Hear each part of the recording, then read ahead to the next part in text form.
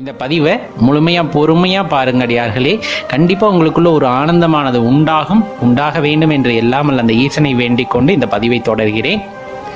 கடவுள் அப்படிங்கிறவரை வழிபட்டாதான் எல்லாமே தருவாரா அப்படின்ட்டு ஒரு சாதாரணமான பேச்சு வழக்கு எப்பவுமே உண்டு. அதுலேயும் குறிப்பாக சொல்லப்போனால் சிவபெருமானை வழிபட்டா எல்லா நலனும் கிடைக்கும் அப்படிங்கிறீங்களே, அப்போ வழிபடாதவங்களுக்கு எதுவும் கிடைக்காதா அப்படின்ட்டு கேட்பவர்களும் உண்டு.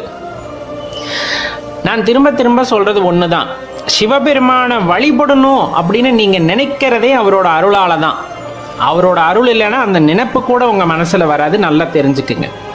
இன்னொன்று, சிவபெருமானை பொறுத்தளவு தன்னை வழிபடுபவர்களுக்கு தான் நலன் செய்யணும், அவங்களுக்கு தான் இதெல்லாம் கொடுக்கணும், அவங்க கேட்டதெல்லாம் கொடுக்கணும் அப்படின்னு நினைக்கக்கூடிய சாதாரண சக்தி அல்ல, நல்லா தெரிஞ்சுக்கங்க. நீங்கள் சாதாரணமாக அந்த சக்தியை எடை போட்டு விட முடியாது, நல்லா தெரிஞ்சுக்கோங்க. தன்னை வழிபட்டாலும் சரி, தன்னை வழிபடாவிட்டாலும் சரி, தன்னை நிந்தித்தாலும் சரி, தன்னை நினையாதவர்களுக்கும் சரி, எது அவர்களின் வாழ்க்கைக்கு தேவையோ, அடுத்த கட்ட முன்னேற்றத்திற்கு செல்வதற்கு அவர்களுக்கு எது தேவையோ அதை பார்த்து பார்த்து கொடுப்பவர் எம்பெருமான் ஈசன். அவர்கிட்ட போய் நீங்கள் மடியேந்தி பிச்சை கேட்கணும்னு அவசியம் கிடையாது. அவர்கிட்ட போய் எனக்கு அதைத்தான்னு கேட்டு அவர் கொடுக்கணுங்கிற அவசியம் கிடையாது. உங்களுக்கு என்ன தரணும் அப்படிங்கிறது அவருக்கு நல்லா தெரியும். தர வேண்டிய நேரத்தில் அது யாராக இருந்தாலும் கொடுப்பார். அப்புறம் எதுக்கு சிவபெருமான வழிபட சொல்றீங்க அப்படின்னு ஒரு கேள்வியானது இதை தொடர்ந்து எழும். நல்லா கேட்டுக்குங்க. பொன்னோ பொருளோ ஆசையோ பாசமோ எதுவாக இருந்தாலும் அது அவர்களின் வினைக்கு ஏற்ப வந்து அமைகின்றது.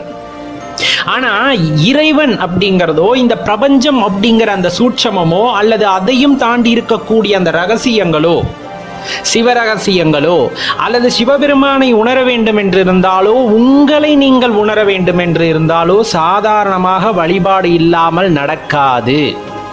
அதுவும் இறைவனோட அருட்கடாட்சம் தான் இல்லைன்னு சொல்ல. நான் ஏற்கனவே சொன்ன மாதிரி சிவபெருமான நினைக்கிறதுக்கே அவரோட அருள் வேண்டும். அப்படிங்கும் போது இறைவனை உணர வேண்டும், இறை தத்துவத்தை உணர வேண்டும், உங்களை உணர வேண்டும். இது எல்லாமே எப்ப சாத்தியம் அப்படின்னா இறைவனை பற்றி கொள்ளும் பொழுதுதான் சாத்தியமாகிறது. சாதாரண விஷயம் இல்லை. உலக தோற்றத்தவே இன்னைக்கும் பல்வேறு கருத்துக்களால் தான் சொல்லிக்கிட்டு இருக்காங்க.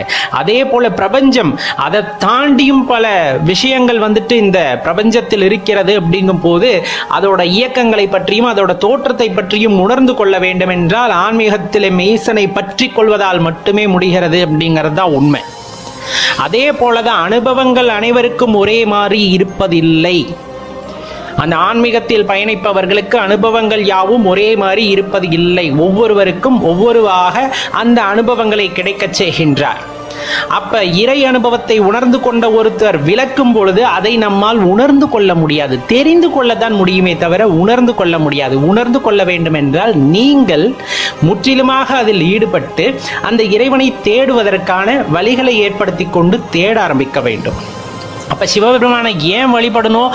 உங்களை நீங்க உணர்ந்துக்கணுமா? அதே போல இந்த பிரபஞ்சத்தோட ரகசியத்தை தெரிஞ்சுக்கணுமா? அந்த இறை ஆற்றலை நீங்கள் உணர்ந்து கொள்ள வேண்டுமா? அப்படிங்கறதெல்லாம் உங்களுக்குள்ள ஒரு தேடுதலா இருக்கிற பட்சத்தில் நீங்க சிவபெருமானை பற்றி கொண்டு ஆக வேண்டியது இருக்கிறது. அப்படி பற்றி கொள்ளும் பொழுது எல்லா ரகசியங்களும் தெரிய வரும் அப்படிங்கிறது ஞானிகளோட கூற்று.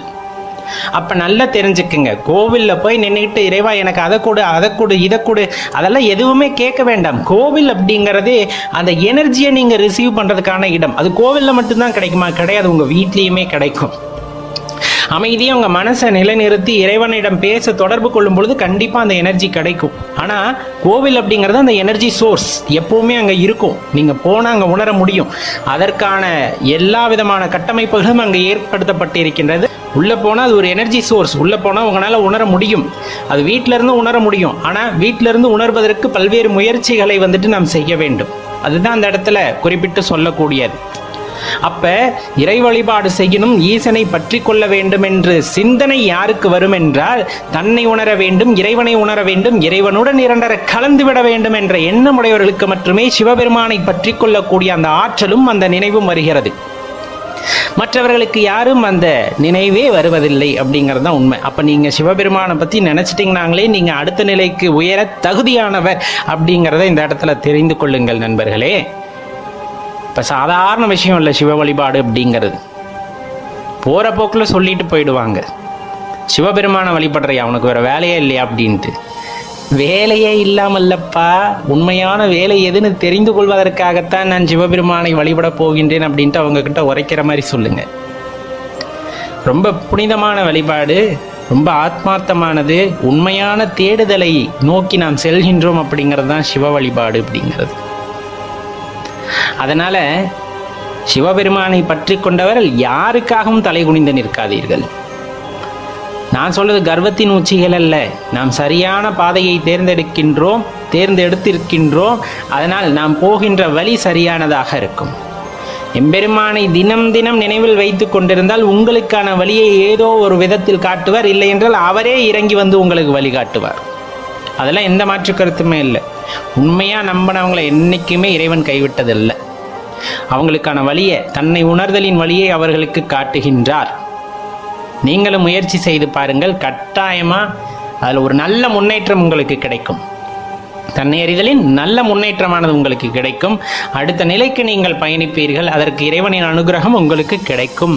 அந்த இறையாற்றலின் அனுபவம் உங்களுக்கு கிடைக்கும். நன்றி, வணக்கம். நம்ம சேனலோட முந்தைய பதிவுகளை பார்க்குறதுக்கு கீழே வீடியோ டிஸ்கிரிப்ஷனில் அதற்கான லிங்க் கொடுத்துருக்கோம். போய் பார்த்து மகிழுங்கள். இந்த தொகுப்பில் நம்ம பார்க்க இருக்கிறது, சிவனை நினைக்காம உங்களால் 1 மணி நேரமாவது இருக்க முடியுமா? 1 மணி நேரம் அதிகம் இல்லையா? சிவபக்தர்களுக்கும் சிவனடியார்களுக்கும் அது ரொம்ப பெரிய நேரம். சொல்லப்போனால் 1 நிமிஷம் உங்களால் மறந்துருக்க முடியுமானா கட்டாயமாக முடியாது அப்படிங்கிறது தான் நம்மளோட அங்கே பதிலாக இருக்கும். அப்புறம் எப்படி சிவனை பற்றி நினைக்காமையே சில பேர் இருக்கிறாங்க அப்படின்னு நினச்சா ரொம்பவே ஏமாற்றமாக இருக்குது. அவங்களுக்கு அந்த உண்மையே தெரியல. அப்படிங்கும் போது இறைவன் அவர்களுக்கான அந்த கொடுப்பனையை கொடுக்காமல் விட்டு விட்டாரோ அப்படிங்கிறது நமக்கு ரொம்ப எளிதில் தெரிகிறது. பெரும்பாலும் நமக்கு நல்லா தெரியும், சிவனை தெரிந்து கொள்ள வேண்டும் என்று நினைத்தாலோ அல்லது சிவனை அறிந்து கொண்டாலோ உணர்ந்து கொண்டாலோ அவங்க அந்த பேரின்பத்தை பெற்றவர்களாகவே காணப்படுவார்கள். எப்போ பார்த்தாலும் அந்த முகமலர்ச்சி இருக்கும். அவங்க முகத்தை பார்த்தா சிவனை பார்க்க தேவையில்லை. ஏன்னா ரெண்டுமே ஒன்று தான். அவங்க முகம் மலர்ந்திருக்கிறத பார்த்தா சிவபெருமானை பார்த்த மாதிரியே இருக்கும். அப்படி ஒரு பேரின்பம் பெற்றவர்களாக அவங்க எப்போவுமே அந்த சிரித்த முகத்துடன், அன்பு பொங்குகின்ற அந்த முகத்துடனே காட்சி அளிப்பார்கள். மகிழ்ச்சிக்கு எப்போவுமே குறைவு இருக்காது. அவங்கள போய் நம்ம எவ்வளோ கோபப்படுத்தினாலும் என்ன சிவா அப்படின்ட்டு அந்த மகிழ்ச்சியாக தான் பதில் சொல்லுவாங்களே தவிர அவங்க எப்போவுமே கோபத்திற்கு அடிமையானவர்களாக இருக்கவே மாட்டார்கள். நிறைய நேரம் இப்போ காடு, மலை, கோவில் அப்படின்னு எங்கே போனாலும் சரி, எந்த நேரமே அவரோட எண்ணத்திலே இருக்கனால நினைத்த இடத்தில் அப்படியே அமர்ந்து தியானம் செய்யக்கூடிய ஆற்றல் அல்லது கொஞ்சம் காட்டுக்கு போய் தவம் செய்யக்கூடிய ஆற்றல் இவற்றையெல்லாம் பெற்றவர்களாக இருப்பார்கள். அடிக்கடி அந்த தியானத்தில் மூழ்கி அந்த இறைவனை உணர்ந்து அந்த மகிழ்ச்சியிலேயே மூழ்கி இருப்பார்கள். ரொம்ப முக்கியம், அடியார்கள் எல்லாம் ஒன்னா சேர்ந்து இறைவனோட பெருமையை பேசி, ஒருத்தர் பேச மற்றவர்கள் கேட்டு அல்லது அனைவரும் சேர்ந்து மகிழ்ந்து ஆடி கொண்டாடி இறைவனையே நினைத்து உருகி கொண்டிருப்பார்கள். ரொம்ப முக்கியமா மற்றவர்களை பாராட்டக்கூடிய அந்த பண்பை பெற்றிருப்பார்கள். ரொம்ப முக்கியம். அதுதான் இன்னைக்கு அந்த பாராட்டு அப்படிங்கிற ஒரு விஷயமே இல்லாம போயிடுச்சு இல்லையா? ஆனா சிவபக்தர்கள்ட்டும் சிவனடியார்கள்கிட்டும் அந்த பாராட்டக்கூடிய அந்த பண்பு அப்படிங்கிறது இருக்கும். இறைவனை மெச்சி பேசக்கூடிய அந்த தன்மை அப்படிங்கிறது இருக்கும். ஏன்னா எல்லையற்றவர் அப்படின்னு தெரிஞ்ச பின்னாடி அவரை நான் எப்படி ஒப்புமை சொல்ல முடியுமா? அவரை யாரு கூடயும் ஒப்புமை பண்ண முடியாது, எந்த ஆற்றலோடும் ஒப்புமை செய்ய முடியாது. அப்படிங்கும் போது அது ஒரு அந்த பெரிய அனுபவம். அதை வார்த்தைகள்ல நம்மளால சொல்லிட முடியுமா? கட்டாயமா சொல்ல முடியாதுங்க. அதை வார்த்தைகளால யாருனாலையும் சொல்ல முடியாது. அவ்வளவு ஒரு சிறந்த உணர்வோடு கூடிய உணர்ச்சி அது. அதை உணர்ந்து கொள்ளத்தான் முடியும். அது சிவனடியார்களாலும் சிவபக்தர்களாலும் தான் அது முடியுமே தவிர மற்றவர்கள், சிவமந்திரத்தை சொல்லாதவர்கள், சிவனை நினையாதவர்களுக்கு அது பெரும்பாலும் கை வருவதில்லை அப்படிங்கிறது நமக்கு நல்லாவே தெரியும். இப்போ சில நேரத்தில் பார்த்தீங்கன்னா தனியாக போய் அமர்ந்துக்கிட்டு சிவனோட மந்திரத்தை மட்டுமே சொல்லிக்கிட்டு சிவனை நினச்சிக்கிட்டு அப்படியே அவர் கூட பேசிக்கிட்டு அப்படியே அந்த காலங்கள் இனிமையாக கழித்து கொண்டு இருக்க முடியும். அப்படின்னா சிவனோட நினைவு இருந்தால் அது சாத்தியம். சிவம் அப்படிங்கிற அந்த பேராற்றலை, அந்த பேரானந்தத்தை உணர்ந்தவர்களுக்கு அது சாத்தியம் அப்படிங்கிறத மட்டும் இந்த இடத்துல நல்லா தெரிஞ்சுக்கணும். இன்னும் சொல்ல போனா சில பேர் அவரோட மந்திரம் மட்டும்தான் அவங்களுக்கு தெரியும், வேற எதுவுமே தெரியாது. எப்ப பார்த்தாலும் சிவா சிவா சிவா சிவான்ட்டு அந்த உடம்பு, உயிர், உள்ள இருக்கின்ற நாடி, நரம்பு எல்லாத்திலையும் பார்த்தா அந்த பெயர் ஊறி போய் கிடைக்கும். சிவாய நம சிவாய மாதிரி இருக்கிற எல்லா மந்திரங்களையும் சொல்லி சொல்லி அந்த உடலே சிவமாய் மாறி நிற்கும். அப்படிப்பட்டவர்களையும் நாம் பார்க்க முடியும். ஆனால் எந்த இடத்திலும் எந்த இடத்திலும் அவர்களின் கர்வத்தை வெளிப்படுத்தாமல், அந்த கர்வம்ங்கிறதே அழிந்து போய்விடுகிறது அவர்கள் மனதில். ஏன்னா அந்த மந்திரம் அவ்வளவு சக்தி வாய்ந்தது, இறை மந்திரம். நம்ம சிவத்தோட அந்த மந்திரத்தை சொல்லும் போது, நம்ம சிவமா மாறும்போது அகந்தையெல்லாம் அழிந்து விடுகிறது. பின்னர் எங்க போய் தேடுவது அந்த கர்வத்தை, அந்த தலைகணத்தை? அவங்க கிட்ட இருக்கவே இருக்காது. அவங்கள பார்த்ததுமே ஒரு சாந்த ஸ்வரூபமா இருப்பாங்க. நம்மளுக்கே தெரியும், இந்த முகத்தை பார்க்க பார்க்க அப்படியே பார்த்துக்கிட்டே இருக்கணும் போல தோணுதே, அப்படியே சிவத்தை பார்க்குற மாதிரியே இருக்கே அப்படிங்கிற அந்த எண்ணமானது நமக்குள் உண்டாகிறது. அப்படிங்கும் போது அவர்கள் சிவத்தை உணர்ந்தவர்களாக இருக்கிறார்கள், அந்த இடத்தில் பேச்சை மறந்தவர்களாக இருக்கிறார்கள். அப்படிங்கிறதெல்லாம் பெரிய விஷயம். அதெல்லாம் உணர்ந்தால் மட்டுமே நடக்கக்கூடியது. அப்படிப்பட்டவங்களுக்கு இடையில சிவனை நினைக்காமலோ, சிவத்தை நினைக்காமலோ, சிவமந்திரத்தை சொல்லாமலோ, சிவன் பெயரை உச்சரிக்காமல் இருக்கிறார்கள் என்றால் அந்த அறியாமையை என்னவென்று சொல்வது அப்படிங்கிறது தான் நம்ம இப்ப கேட்க வர்றது. முயற்சி செய்யாமல் இல்லை என்று சொல்பவன் முட்டாள். அவ்வளவுதான்.